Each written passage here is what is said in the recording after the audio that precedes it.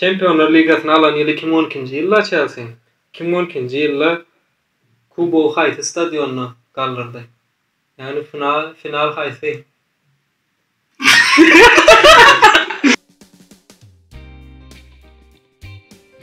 Rabona TV'den hemmäňize salam dostlar. Bugün biz sizin garşyňyzda Fantasy bahsleşigi bilen Fantasy bahsleşigi birinji bölümden bilişiňizi ýaly biz her komandaň jan koýaryny çağırýas we oňa soralar sorýas we oňa nähil jan koýardygyny aýdyp berýäs.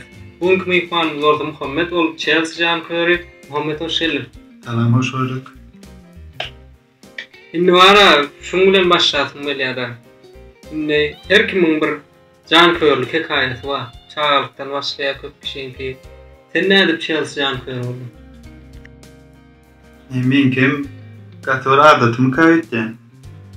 Şu Türkmenistan'da hemme bir ýaşlyň jan koýarlygynyň başlaýşy ýaly men kim adatymy kaýtdy sebebi daim maňa Chelsea'ň Şevçenko oýunçusynyň zadyny Mike'asyny alyp berdi we şoň bilen futbol oýnap başlatdym ondan.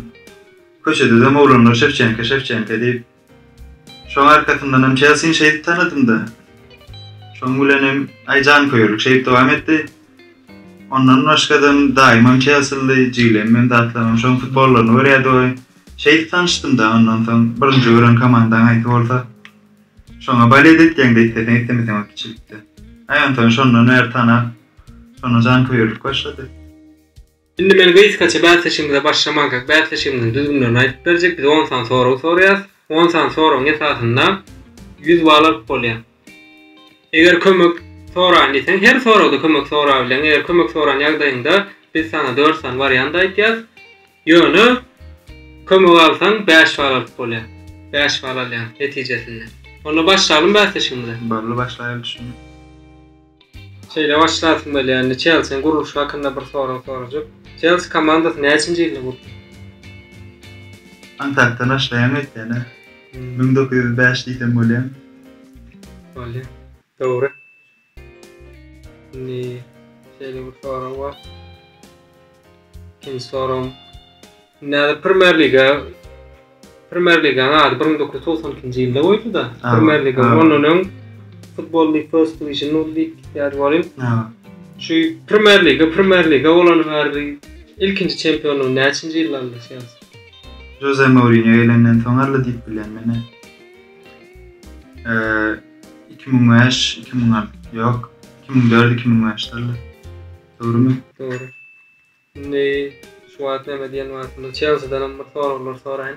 Şu wagt meselem soňky transferler zatlar, Timo Werner, Ziyech ondan soň Kai Havertz Allah. Aynı zat etmeler, şu hepde ýemglan etmeler alanyny barada. Näle seredýän ondan Chelsea'ň geljegi hakynda näle fikirdiň? Şu ýa-da umytly. Geçen 2004-2005 ýaly deňep bolmasa-da bu ýa-da nesil ýetýärler da ýaş nesile ýetýärler. Geçen ýa-da 2004-2005'de Askarlardan öňkü näme ýaşy geçen oýunçulardan aratalan paradajyk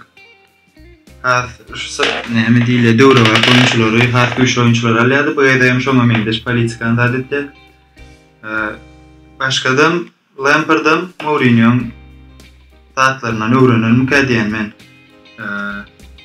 Talimçilik zatlarynyň öwrenilmek diýen, ondan soň Lampard'dan şu görüşi alyp bararmyk diýen we öňündäki sezon ulu derejelere garaşan iň bolmany birinji dörtlüge we Liga çempionuna polufinal bolar ýa-da birden 4 final bolupdylar. Şu komanda sereden wagtyň nirän kim görýän? Men pikirimçe diňe Chelsea'ň jan koýarym däl. Başga öýle boý kişi maýdyp bilermik diýen Chelsea'ň zaşytatynda bir kemçilik bar. Sebebi hemmetem özüni görkezip bilmedimik diýen mene 2 ýyl 3 ýyllap şans berilen Christensen, Zuma, Everton'a arenda aýdyp gelen. Intäm özüni zat edip bilmedimik diýen Lampard'a özüni görkezip bilmedimik diýen şoň üçin şu Thiago Silva'ny alýar. Thiago Silva da meýem 36 ýaşynda da toşna ýadyma düşen okulyn. Olam ýöne tejribe berer bolýyn. zatlara nokta. Skorus görmemese tizlik görmeye zaşita yeniden bir zaşitini almalı kadiyen men fikirme şeyle. Birazcık Chelsea'dan bir ne merak. Çok kayıtlayan zatlarının bir soracak da 2008-2009 Barça bilen neme hayatına düşen oyun barbardı. Ha.